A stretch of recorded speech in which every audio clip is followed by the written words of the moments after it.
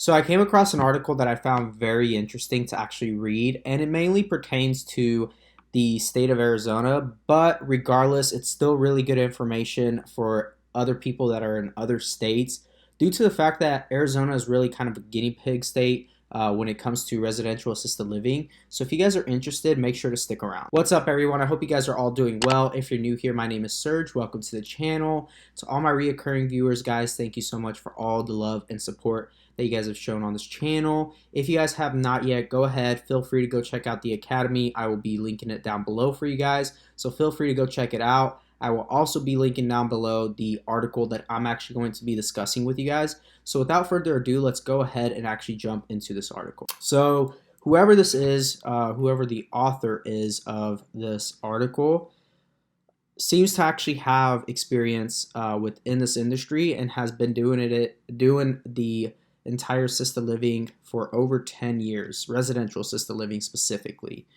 It's been true that the majority of assisted living homeowners and managers in Arizona are operating their businesses with dedication to quality care and regulatory compliance, which is good. I mean, that's a great start. But apparently, his fear is that we now may have a perfect storm brewing that may present serious problems for assisted living home industries in the future. Which this right here essentially really caught my attention due to the fact that, I want to see what kind of serious problems he's talking about. I mean, it's really good for you guys to know. It's good for me to know. It's good for future investors, whoever's trying to get into this industry. So let's go ahead and actually jump into it. So he starts out with the elements of the storm, the silver tsunami. So we've all heard that, right? All these baby boomers coming in. That's what's considered technically the silver tsunami, right? So here we go. We all know about the coming wave of increased elderly population, also known as silver tsunami, is almost a cliche now, heavily used in marketing many products and services in elder care. Nevertheless, this is a wave of elderly people needing services and assisted living, and it's one of the elements of the storm we can't change. That's very true. The storm is coming. It is part of what's going to really, help with the demand that's going to be in this industry. So it's inevitable that it's going to eventually happen. But I really like that he gives different sources here backing up his statements. Research by Insured Retirement Institute found only 55% of baby boomers have some retirement savings, and of those, 28% have less than 100,000. Okay, thus approximately half of retirees are or will be living off their Social Security benefits. This will lead to an increased number of residents with limited resources being cared for in a residential assisted living home. These challenging financial conditions will impact difficult decisions made by a growing number of assisted living homes who must balance a quality assisted living service with business availability. So he makes a very valid point there. And I want to say that in a previous video where I talk about a certain article, it does show that a lot of residents will probably only be able to afford, anywhere from $3,500 to about $5,000. That will be mainly their budget here within the next 10 years. So, falling within that budget is very important, and to make sure that you're in an area where the cost of living isn't so high to the point where you can't afford to actually properly run your business. So it's very important that you guys do those comps in your area and understand how important it is when it comes to pricing your beds. Moving forward, though, assisted living goes Main Street. So this right here is a very interesting portion of the article. Traditionally, assisted living home operators have come from healthcare industries, right? They often are caregivers or nurses who have developed expertise in elder care services and chose to take the next step by opening a residential care home, which, as many of you guys are, as many of you guys are reaching out to me and saying, Serge, I'm in the healthcare field. I have a passion for the elderly. I want to actually start, or you're previously a caregiver, or you actually are a caregiver now, presently. So, you guys are constantly reaching out to me and saying, which is great. That's a great thing. It builds a lot of trust within the community. It builds a lot of trust with families. But recently, there has been a shift in the source of new assisted living home owners, which I can 150%. I've mentioned it in previous videos that there has been a recent shift. He goes on to explain here, over the past few years, we have seen our cottage industry fundamentally change and experience substantial growth with the entry of people who are motivated, right, by financial opportunity they see or have marketed to them. This is very true. You see a lot of investors coming in. And I've talked about this so much on the channel, and I don't think people quite, you know, believed me.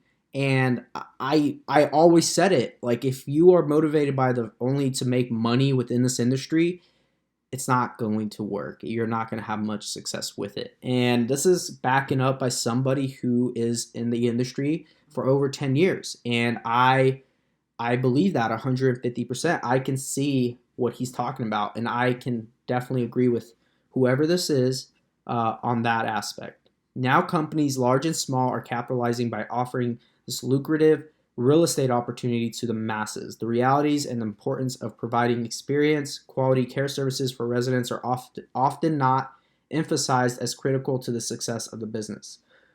Then he goes on to say, real estate investors are often a target for this marketing, and we see them entering the industry routinely, okay? Routinely meaning they come in and out, right? Like, they're having, some people have success with it, some people fail with it, but more often than not, they're most likely failing with it. And so, you kind of have those people coming in and out of the industry. I'm afraid this trend will grow and contribute to an increased number of assisted living homes operated by inexperienced owners and managers. Agreed. I agree with everything that's in this entire paragraph, in the paragraph before that, right? The section before this. Because, and I say it all the time, people are constantly coming in this industry thinking that it's going to be easy, that it's just going to, they're going to get their beds filled, they're not going to have issues because there is a demand, but that won't necessarily be the case, guys. You really have to put in the time and effort, and it's not easy by any means. And anybody that tells you that it's easy, well, they're lying to you. And I'm going to tell you, just full transparency, that it's not easy. So moving forward, I'm not here to discourage you guys. I am here to tell you guys the truth, and I want to help you guys, and I want to be honest with you guys. And this is a great opportunity, but is it the right one for you guys? So, that's a question you have to ask yourself. Moving on, he talks more about the Arizona regulations here and the compliances and different things of that sort. So that's not mainly going to contribute to other people out of state. But moving on, he goes on to say that his biggest worry is that these last two trends in the assisted living environment will contribute to a decreased quality of care presented by our assisted living homes in Arizona, obviously in other places. This past year there has been two high-profile cases involving criminal indictments of assisted living home personnel by an Arizona grand jury. So what is there to learn from all this, right? And how did their regulatory agencies respond? So he goes on to actually talk about all this. So this is very interesting stories, actually. He goes on to talk about how there was a resident whose feet were full of, dry gangrene. There was necrosis, all this really terrible stuff, right? Due to the fact of neglect to those residents. So it's very important that you guys really, and what he's trying to emphasize here, I believe, is the quality of care in these assisted living homes now, because of all the inexperienced owners and managers coming in, right? And he's talking about two situations where, because of the inexperience of owners and managers coming into this industry, things like this are happening. The quality of care has decreased. So he gives very specific stories here, and he actually, if you guys want to, feel free, go check it out. This one is really sad. It was a Chandler couple indicted Due to the fact the resident died at a residential assisted living home in Chandler, Arizona, the air conditioning system had failed and was not operational for 2 days. Oh my gosh. This, this, you're asking to get in trouble. Like, you are literally asking to be sued, to be shut down. Like, especially in Arizona. Like, this is literally the worst place to allow this to happen. Like, you should not allow your AC to go out, and if it does, get it fixed. Like, simple as that.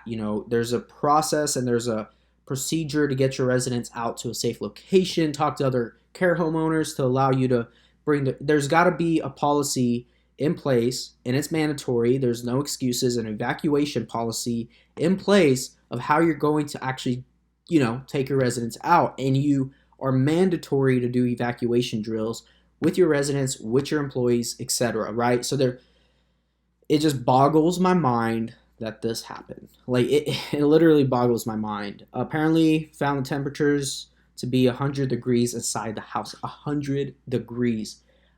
I don't know about you guys, but that is terrible. That is literally the worst. And so, moving forward, this is what boggles my mind, though, because you guys just need to read this, because the compliance inspection, apparently, there were allegations, but then they didn't find any deficiencies in the home.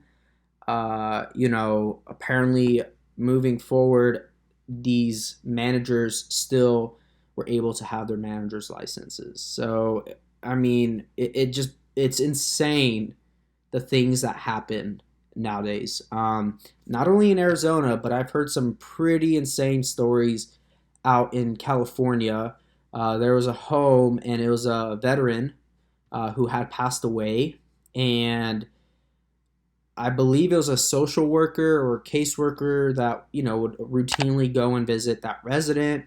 Long story short, that resident had passed away and was actually deceased for, I want to say, 3 to 4 days before they even announced it, which is wrong, guys. That's so terribly wrong. Not only on the aspect of residents, the families being aware of that, just paying respect to them as a human, right? It's totally wrong. I mean, it literally bothers me to the core, because it's situations like that the state ends up just honing down on these regulations and making it it's just making it harder and harder. So guys, all I'm saying is, if you are thinking of getting into this business and are getting into this industry, please, I beg you guys, do it for the right reasons. I want you guys to open up